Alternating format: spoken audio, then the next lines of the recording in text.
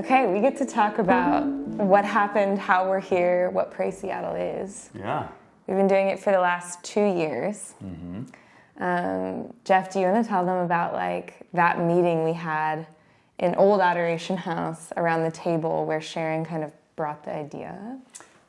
Yeah, so we, a group of us were getting together talking about what we could do for the city and what God was doing essentially. And, how we could join him. And we had thrown a lot of different things around, and there were a number of folks that have been doing incredible work and some groundwork. And I think afterwards actually during the meeting, Sharon brought up the idea of why don't we pray for 40 days of Lent. Yeah.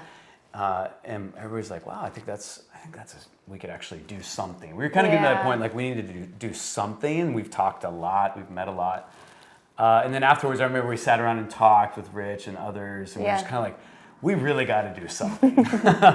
And kind of taking it from, we've all been in those spaces where in theory and excitement, but you don't get any traction. How do you make it practical? Yeah. How do we not just have a meeting about doing something together, but do something together? Yeah, do something together and develop take our friendships into that space. And it started at that point. It bloomed into began to really take off. Years later now, we're still doing it. Well, and we were just talking about this before we came in to include you all in the conversation about what we're watching happen in the city. And I think, to me at least, that's the why behind the why. We want people to be together, but I think it's come from a conversation around we see God positioning hearts in our city for something he's doing.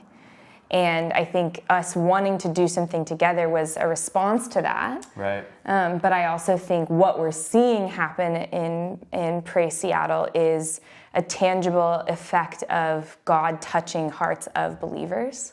And so what would you add to that conversation? Because I feel like the way you articulate it always recaptivates the why for me.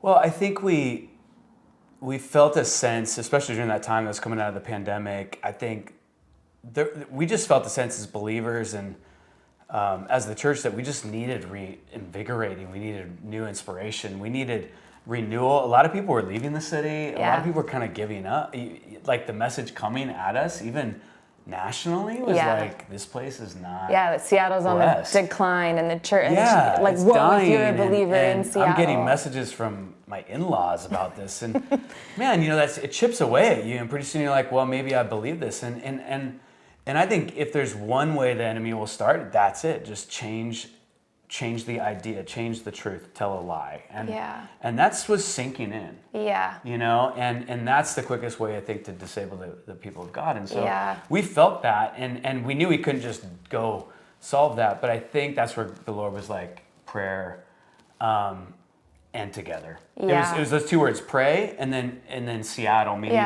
with others in the city, who are here and still here, which we thought was there was real camaraderie. Like, wow, you're still here. Yes. So we're gonna pray with you, and we felt that camaraderie immediately. Well, and it's why I think the group of us who've kind of run with it have. It was this we are in Seattle and we're not giving up on Seattle, and so there was always been this core piece of together, not for this ooh yay cheap idea of unity, but a very tangible we've been enduring here in this place, and I know you've been enduring here in this place. So now let's come into this next season together. Yep. That kind of heartbeat behind it. I'm with you 100%. And I think it was genuine. It was genuine friendship. Yeah. And friendship is a powerful word to me because it means equality, collaboration, blessing one another. It's like one another language, and that feeling of laboring alongside and then choosing faith together is so powerful. And that's what even helped me understand why unity is so powerful. Yeah. It's not just we're one, so look, kumbaya. Yeah. It's there's a release of power that comes through that, and it makes sense why Jesus talks about it so much. Yeah, and I think I love how you just summarized to pray and then together, because I feel like that piece of the unity, exactly what we just said, and to me, the profound nature of it being prayer that he called us to do together is because I see prayer as this uniting force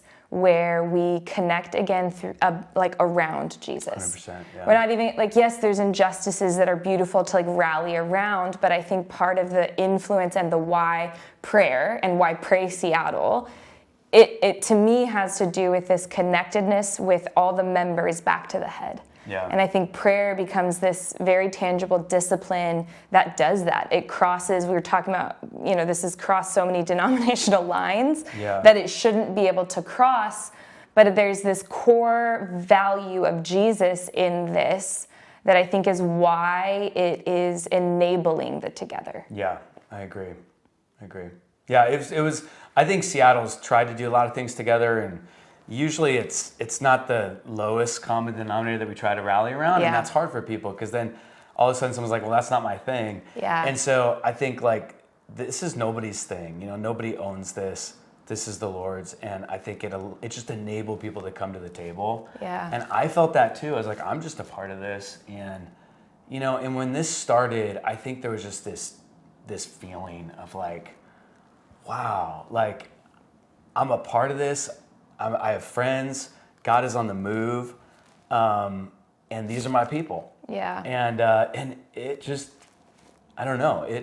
It surprised me, I guess is the way I would put it. I felt surprised, and God was kind of creating awe in my own heart watching it. And we talk so much about like the kickoff nights, how that the first year I'll never forget, and then last year same thing. Like the anticipation for me last year was so tangible because I was so surprised the first year. I know. Right? Like we all came to this room together, and it did. It felt like you were looking across this room, and you're like, "This is the Church of Seattle." Yeah. Like, whoa, the Church of Seattle is very tangibly here.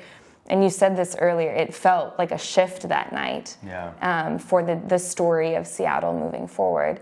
And I think we're along this journey of just continuing to say yes and letting God's hand revive something in the body so that we can watch ourselves be mended to him together. Right. And then become his hands and feet in a more tangible way in the city.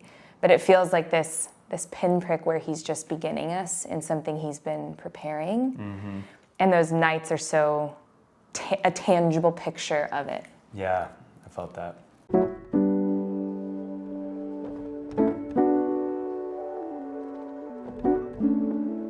So tangibly, Pray Seattle, what it physically looks like are these two bookend worship nights this year. And that came from the last 2 years where we had this night that began to kick things off where the body gathered in one place to worship. And then that started 6 consecutive weeks of different churches around the city, each week hosting this prayer room where then people could go and participate in that unique expression of a prayer room. There's these prayer books that we have that tangibly link everybody together. So we're praying through the same topics each week, moving across the city in those rooms. And then this year, we're kind of bookending those 6 weeks with a kickoff worship night and a wrap-up night. And the goal and our hope this year is to see people take a journey, that kickoff night would be the beginning of a pilgrimage from different tangible neighborhoods of our city. So you're seeing us move from University District to West Seattle, to Southern Seattle, to Northern, to Central. And I think the invitation is to link even more the things that we're praying with, these topics like churches and civil leaders and education, spheres of society in our city. We're tying them with this journey across Seattle. So you're not just thinking about these hypotheticals, but you're going to each prayer room, seeing the real neighborhoods, the real people, and getting an opportunity to do that together. Yeah, and I think this year we're excited about the prayer books. They're kind of like a passport size thing, and they fit in your back pocket, and you can journal, and you can just kind of keep that with you, and you're right on the bus, you're praying for the city. I just think it just kind of, it tunes your heart towards something else than just the obvious, and then to know that hundreds and thousands of people are doing that at the same time, and then run into them occasionally. I mean, that's just a beautiful thing. Yeah. That's like, who gets to do that but the body of Christ? Yeah. You know, who gets that kind of a network? I mean, this is what God has gifted to us. And so, you know, I love the idea, especially as a pastor of a church, to like, I just want everybody in my church to like have one of those things and to be praying through it. And I love telling them, you know, every week, like hundreds of thousands of people across the city are doing this. Yeah. And I'm like, wow. And that's that morale boost. Like, I'm a part of something. Like, yes, I'm a part of what I'm doing here, but I'm woven into something so much bigger. Yeah. And then that helps you, I think, be faithful where you are. Yeah. And just be bolstered. Yeah. So yeah, I think the books, the themes, giving them out to people, you know, and just participating, families participating, little kids participating, learning God's heart for the city at a young age, right? That's so, you know, it's not just telling them, it's doing something. And that's what Jesus said, as you go, we're going to do stuff. You could get taught about prayer a lot, but to do it, that's when you learn, you know? Yeah. And that's what Jesus did. So I love that way to participate. There's very simple participation, and then you can take it up. You know, you can hit every prayer room, and you're not going to miss a single week, and you get to stamp. I think you get a stamp. Yeah, So yes. So it is like a literal passport. We wanted to make it playful and interactive. So the prayer rooms will have these stamps that if you go to each place across the city, you get it in your little passport prayer book. That's right. You might get a prize at the. I don't think so. Don't promise people that. Yeah, we don't have any prizes. You get the prize of Jesus. You get the prizes of Jesus. How do you beat that? Yeah, how do you beat that?